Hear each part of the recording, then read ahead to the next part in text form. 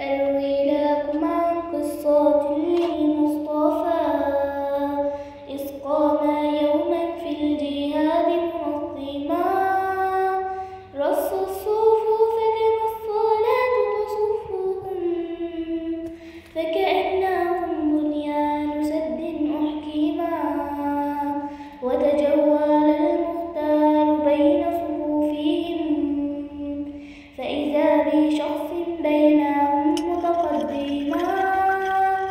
قد غير الصف القويم خروجه نظر الرسول إليه ثم تبسما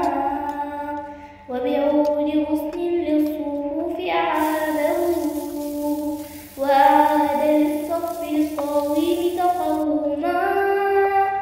قال الفتى في رقة وتمسكن يشكو إلى المختار متألما آلفتني بالعود يا خير الله فاستغرب الجمع الغافر وهماما ما ظنكم ماذا يكون جوابه هذا رسول حاز خلقا عظيما فتأملوا في قائد ومجند قد أظهر الإسلام حبلا فيهما هذا محمد كاشفا عن بطنه تفديه روحي مرسلا ومعلما يعطيه ذاك العود دون تردد